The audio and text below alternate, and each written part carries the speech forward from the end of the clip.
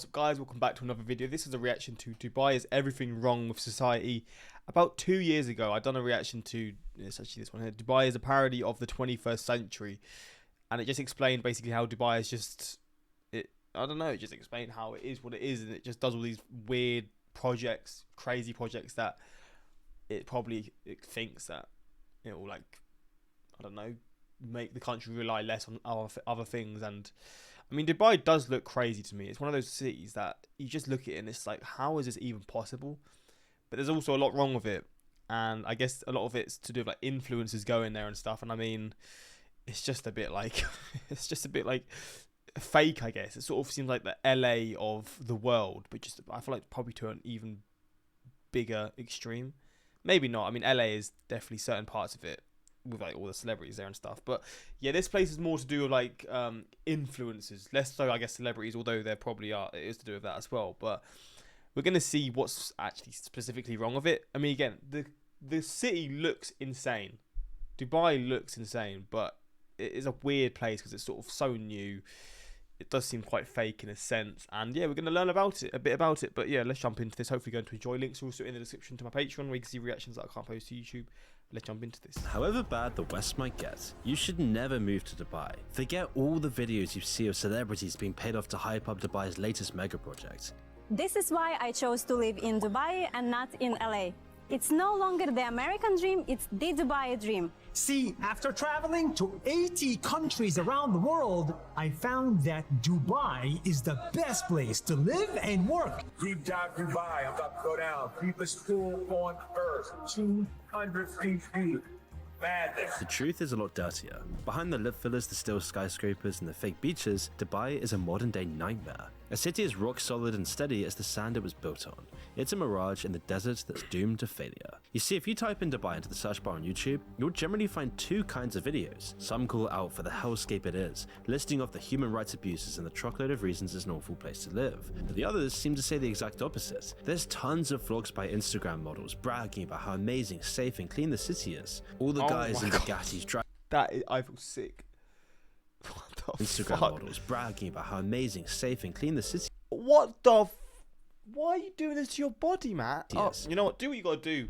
Live your life, but fuck. all the guys in Bugattis driving around, banging hoes, and paying no taxes. So which is it? Well, somewhat confusingly, they're both kind of true. If you're a wealthy influencer, Dubai can seem like a paradise. I've been tempted myself. Beachfront apartments, no income taxes, and a large community of like-minded expats makes it the perfect place to set up a business and fit out your Instagram story. You can barely walk a block through the center without seeing a car dealership or a glistening mega mall. It's a place that's been designed for luxury, a playground for the rich and powerful. The one thing you can't deny is that Dubai is absolutely stuffed with money. This might imply that there's actually opportunity here, but just like everything else, it's all part of the image. Countless numbers of young Instagram models and hopeful young people move to Dubai and the UAE every year searching for their fortune. Now, of course, most of them won't make it. There's only so many likes and followers to go around, leading lots of them to turn to the infamous Dubai porta potty industry. Details are sketchy, with predatory NDAs and embarrassment to blame for the limited information. Some of it's far too sketchy to discuss on YouTube. But there's tons of examples of hopeful models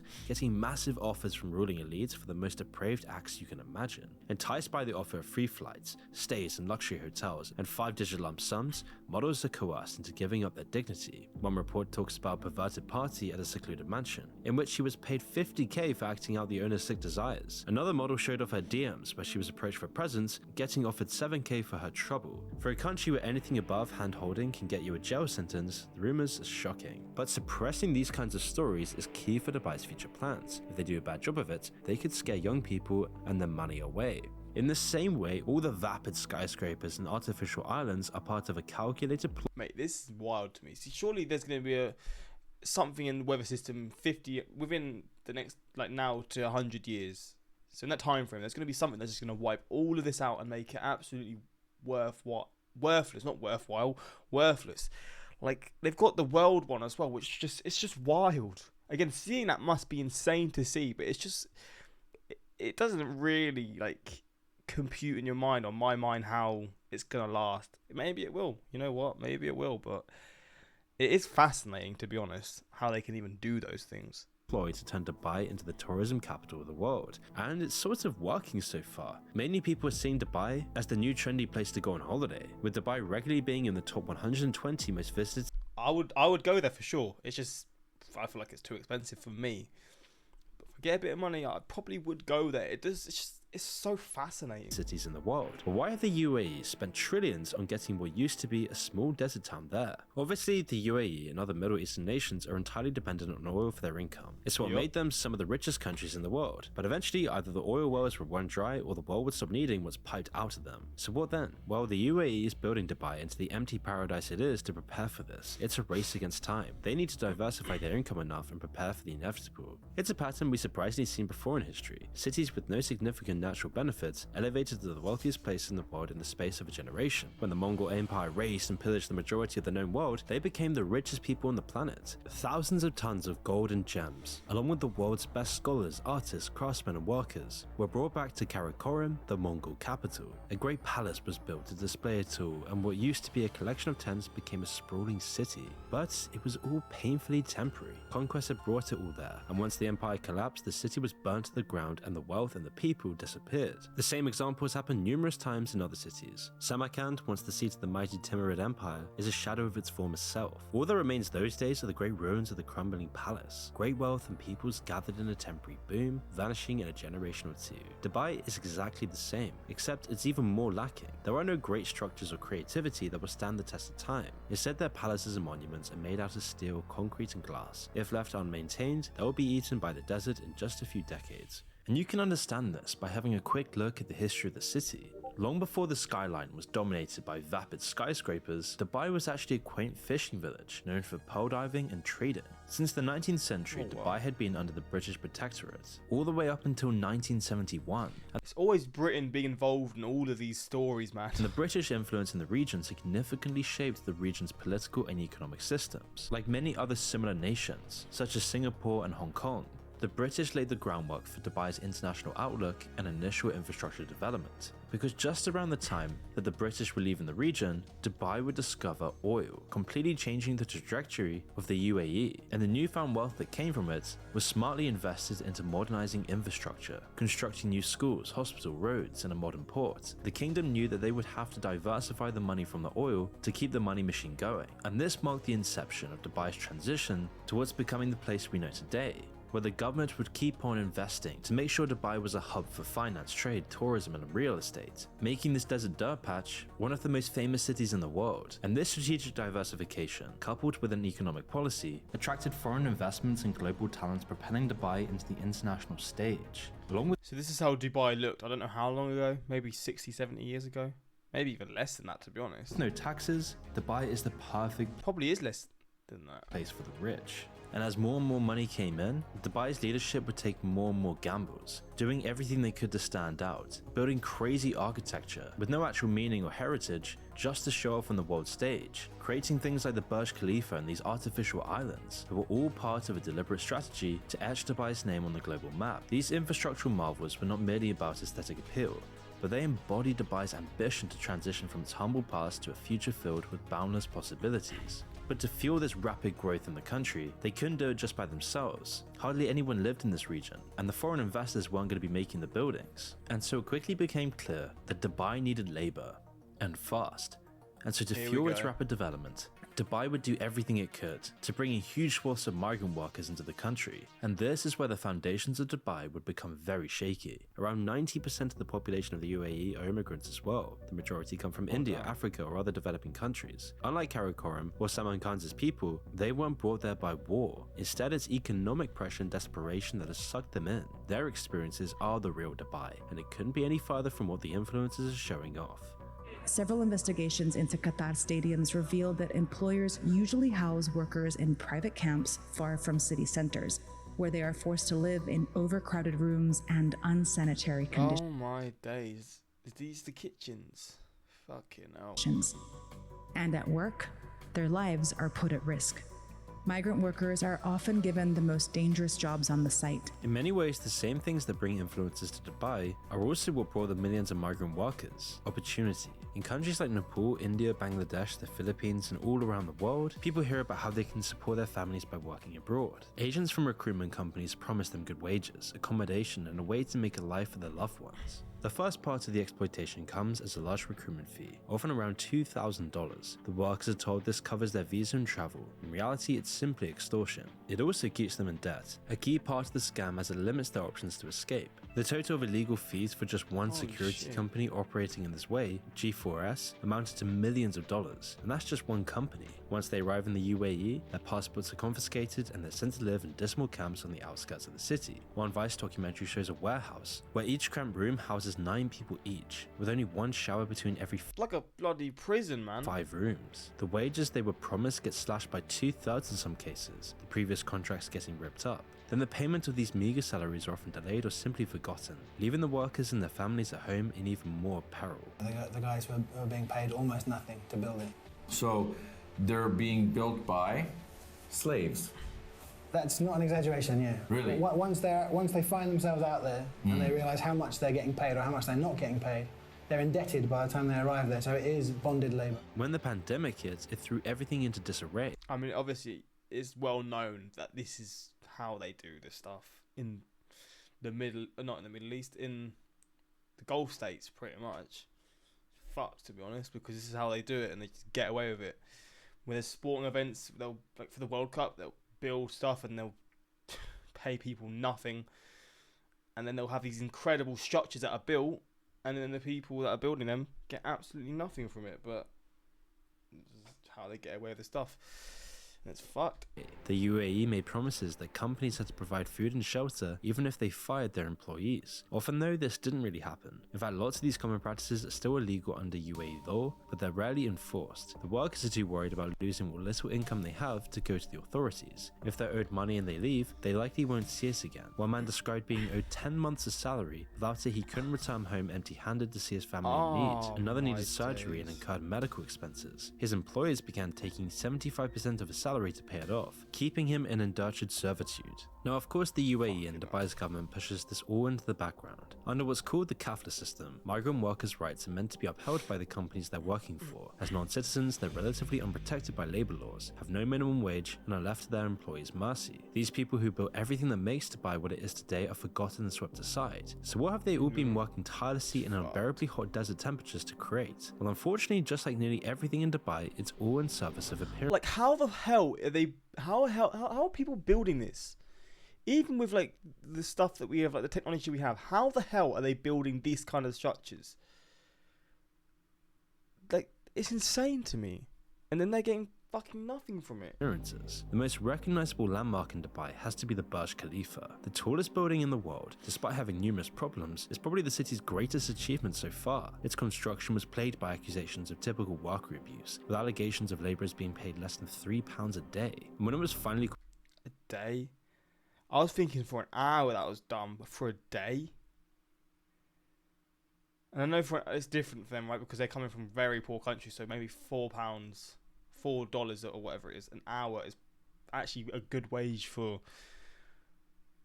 what then they're going to send back to their people and home and stuff, wherever their family are from. But a day? Fucking hell. Completed, the sewage system supporting it wasn't nearly capable enough. It's what led to the need for scores of sewage trucks to ship it out after the system was overloaded. A viral video shows the massive queues of sewage trucks, although most weren't coming from the Burj Khalifa. The sewage is transported away using trucks. You might be surprised that the tallest building in the world, which is a spectacle in every other way, does not cater to this serious dilemma. A new system estimated for completion in 2025 will apparently solve this problem though. Even with these issues, Burj Khalifa is probably the best of a bad bunch of Dubai's senseless construction projects.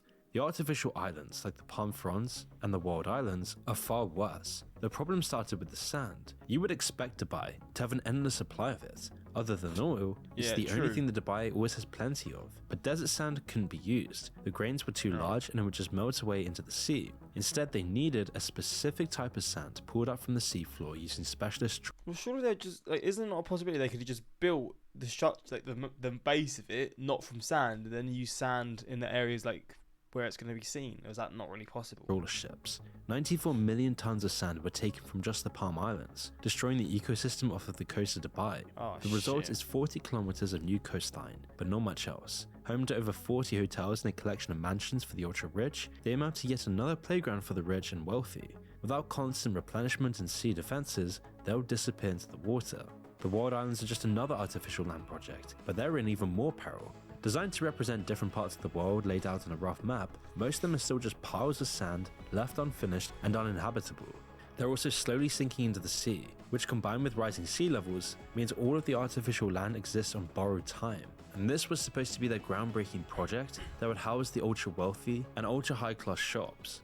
And one other ridiculous project recently undertaken by Dubai is the construction of an artificial replica of the moon. The $5 billion proposal details a carbon fiber orb 200 meters across with the usual luxury spas. How do they make that? But they've got this something similar in Vegas, no? And how do they build that? Is it just...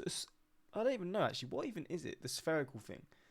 This is just similar to what's in Vegas, right? And I think the one in Vegas is actually like it can be changed, and it's actually is it a cinema or a theater or something? Something like that, I think. Hotels and houses included within. It still isn't guaranteed to happen, but the paperwork's moving along and you can easily imagine it in Dubai. At least it may provide an alternative for billionaires taking their own pleasure cruises into space. But it's a mockery of nature, which in Dubai hasn't really found a footing. The city is sparse when it comes to actual greenery, other than the odd palm tree or water-hungry lawn. There was a project to grow and transplant 1 million desert trees to make the city a bit more palatable. Announced in 2010, 130,000 square meters of land was dedicated to growing the saplings into actual trees, but halfway through the project, it all fell apart. Another project this time for a $5 billion mega mall got in the way. The land, the energy and the water needed to grow were requisitioned. Workers were barred from the site and the project was all but abandoned. By 2020, over 80% of the trees had died in the desert heat without any water. The plan for the mall that was meant to replace them was then also abandoned, a testament to the instant gratification culture of Dubai and the sheer wastefulness that permeates the city. I mean, it does make you think when the oil does run out, because that's what they can lean on right now. They've still got the oil there to sort of fund this stuff. There's going to be a point where they've not got that oil like as the backbone, so they're going to just be in debt, right? Because they're having to like pay for all these things or to keep the lands, like when they're building these islands, to keep it so they're not sinking or whatever. Like to do all these things, it's going to cost more than they can make, I'm sure. But again, maybe not, because Dubai would make so much money. But I feel like there's going to be a point when the oil's gone and they realise, well, what are we going to do now? Because they're not making enough money to supply and fix all these things that are just constantly falling apart or whatever. All of this is kept in place by authoritarian laws designed to safeguard the rich and powerful. Punishments are often draconian. One British national was recently slapped with a 25-year sentence for having just a few bottles of CBD oil in his car, a non-psychoactive substance. Another woman was recently released after 9 months after she allegedly touched the arm of an airport security official. The police can arrest you on trumped-up charges and the courts can sentence you to decades for the smallest of crimes. It leads to a palpable fear and respect of the authorities, which is a double-edged sword. On the one hand, it's part of what makes Dubai so safe. It's why people like Andrew Tate and all these other influencers love this place. They can have their Rolexes on the beach and be fine, which is great, as many people describe accidentally leaving their bag in public then coming back hours later to find it untouched, as the punishments for theft are so harsh that people just will never risk it. And living somewhere with useless and corrupt authorities can make this seem like a dream come true. But of course, it's mostly surface level. Petty crimes are punished harshly, but institutional abuse and systemic schemes of exploitation are ignored. Just like everything else, it makes it better for sensible tourists and elites, but much worse for the migrant worker population. But it doesn't have to be this way. You just need to look at Singapore, a city that's almost identical to Dubai in its origins, and yet they both operate so differently, with a vastly different culture. You see, these two cities both came from humble origins, small little fishing areas, to huge modern urban centers. So how come today these two cities are so different culturally and fundamentally? Well, it's not just religion. You see, Singapore is widely known now as the Garden City. What the fuck is this? Due to its relentless pursuit of integrating urban growth with environmental stewardship, it's been meticulously urban planned, with well-orchestrated public transportation networks, abundant greenery, and innovative land use, demonstrating the leadership's long-term vision for sustainable growth in the city. On the contrary, Dubai's leadership focuses on glossy monuments to materialism, these giant hollow skyscrapers, bizarre island projects, and luxury-at-all-cost hotels completely overshadows the human need to be in nature, and also what they're doing to nature. projects like their artificial islands completely destroy the marine ecosystems, and far from being sustainable long term. But it's not just the environmental concerns that divides these two cities. The real difference here is how Singapore and Dubai both treat their migrant workers. You see, both of them rely on immigrant labor. Almost all their population is migrants, and yet Singapore's labor policies are so much different to Dubai's. They promote fair employment practices, ensure competitive wages, and foster a very safe and healthy working environment. Initiatives like the progressive wage model and the Skills Future movement underscore Singapore's commitment to enhancing the employability and welfare of its workforce. Dubai, however, is completely the opposite. It has Well, I guess shout out to Singapore then, doing it right.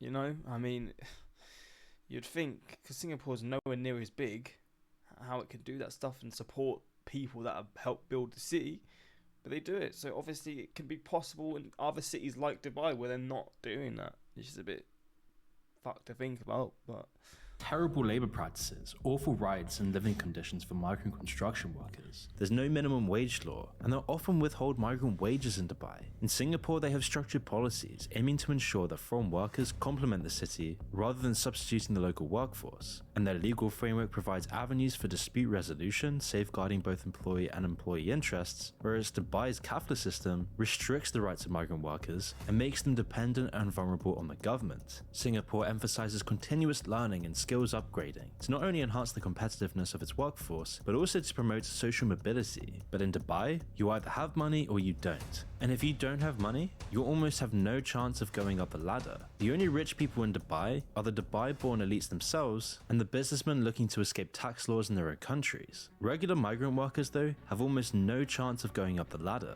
And whilst both the countries are extremely harsh on crime, making the cities very safe for people, Singapore at least has some hints of democracy. There is some level of free speech, albeit within certain bounds, whereas Dubai's monarchical system censors any dissenting voices, limits any public discourse, and represses free thought. It all goes to show, don't just willingly believe all these influencers, people like Will Smith and all the other scores of celebrities that are paid millions to advertise to Dubai as a paradise. The city is a tragic example of what's wrong with the modern world. A small group of elites creating vanity projects off of the back of millions of desperate workers, half of which gets abandoned or forgotten by the next shiny mega project. At least we can be safe in the knowledge that it won't go on forever. Eventually the facade will crumble, as people realize the empty, vacuous nature that permeates Dubai. God damn. Well, we learnt a bit here, that's for sure. You can buy all the skyscrapers and landmarks in the world, but you can't buy culture. It's seriously saddening that not many people know about these atrocious. See, I thought this was a known thing at this point, and this, like, the Gulf countries, a lot of them, I don't know about all of them, but a lot of them, they're obviously having these crazy structures, these crazy builds, and whilst that's happening, they're basically just forcing the labour upon people, lying to people that are going there for a decent income. Again, it's probably not a great income, but from what they're used to, an income that can help support their families, and they're lied to, which is obviously horrible to think about. But I don't know how it's possible that people still get fooled by Dubai's image. It always sent the wrong dark vibes to me since I first see. Like, it looks, to me, it does look incredible, but it does look overly incredible to a point where it's like, okay, this there's got to be some sinister background to this. At the start of the video, I sort of said it's the world's California, the world's Los Angeles, the world's LA. Maybe that's just not very fair to LA. I know LA's got its problems, but yeah, it's not. It's got its, like, dark side for sure.